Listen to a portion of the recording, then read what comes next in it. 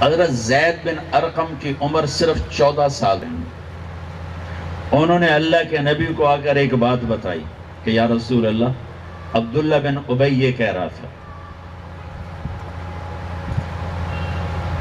آپ نے عبداللہ بن ابی کو بلوایا، اس کے ساتھ سردار بھی آ گئے.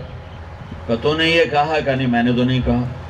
سارے کہنے لگے یا رسول اللہ یہ بچہ ہے، اس کو کیا خبر، یہ اتنا بڑا سردار کہہ رہا ہے، یہ ٹھیک کہہ رہا ہے، یہ غلط کہہ رہا ہے.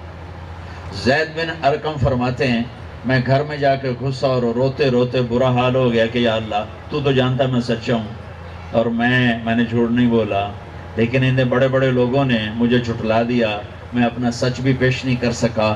تو اللہ نے سورہ منافقون اتاری اس ایک بچے کی فریاد پر. یقولون لئن رجعنا الى المدینة لیخرجن الاعز والاذل وللہ العزة ولرسولہ وللمؤمنین.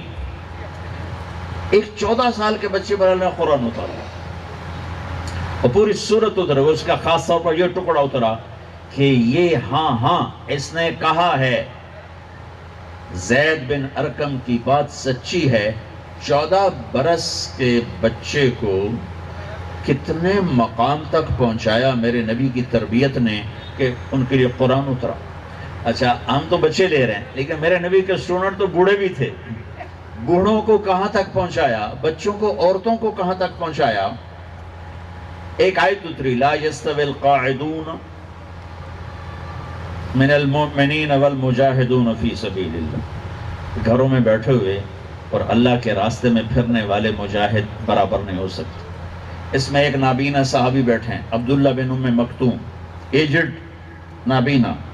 کہنے کہ یا اللہ یہ تو نے کیا کیا، میرے بارے میں تو کوئی نرمی فرما کہ میں نابینا، میں کہاں جہاد کروں گا، یا اللہ میں کہاں جہاد کروں گا، میرے بارے میں کوئی نرمی فرما.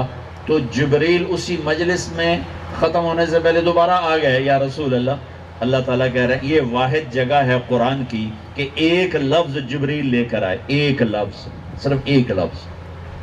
یا رسول اللہ، اللہ تعالیٰ فرما رہے ہیں کہ اب اس آیت کو یوں پڑھا جائے. پہلے تھی لا یستوی القاعدون من المؤمنین والمجاہدون فی سبیل اللہ. یا رسول اللہ اب اس آیت کو یوں پڑھا جائے لا یستوی القاعدون من المؤمنین غیر اولی الضرر والمجاہدون فی سبیل اللہ. یہ ایک لفظ ایک بوڑھے کی پکار پر آسمان سے اتارا گیا.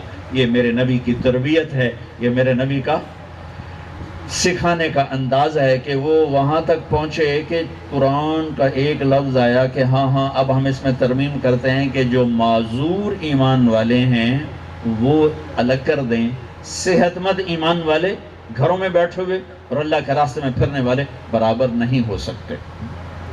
ایک عورت ادھیڑ عمر 50 سال کے قریب، ان کے خاوند نے جاہلیت کی طلاق دے دی.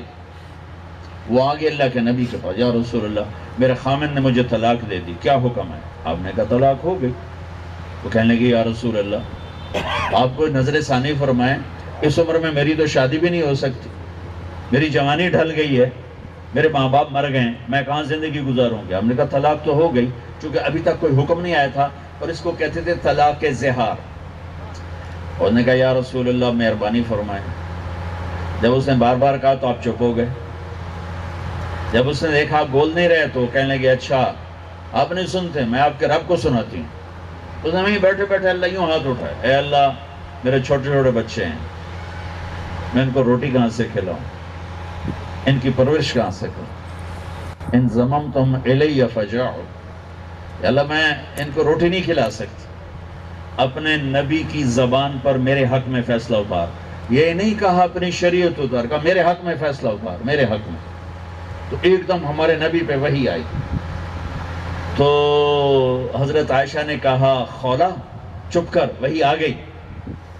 اس نے اور رونا شروع کر دیا کہ پتہ نہیں وحی میرے حق میں آ رہی ہے میرے خلاف آ رہی. جب وحی کے آثار ختم ہوئے تو آپ نے آنکھیں کھول کر مسکرا کر فرمایا کہ خولا مبارک ہو، اللہ نے فیصلہ تیرے حق میں کر دیا. اور یہ فیصلہ صرف پیغام کے ساتھ نہیں آیا بلکہ قرآن کے ساتھ آیا. اور اسے قرآن کا حصہ بنایا گیا، 28واں پارہ شروع کروایا گیا، قد سمع اللہ قول التی تجادلک فی زوجہا وتشتکی الی اللہ واللہ یسمع تحاورکما ان اللہ سمیع بصیر۔ 28واں پارہ سورہ مجادلہ، اور اللہ نے اس پورے طلاق کو ختم کیا اور اس کا تھوڑا سا جرمانہ رکھا، یہ جرمانہ ادا کیا جائے اور طلاق ختم ہو گئی۔ یہ میرے نبی کی تربیت ہے کہ ایک نابالغ بچے سے لے کر بوڑھے تک آسمان ہل گیا اور آسمان سے قرآن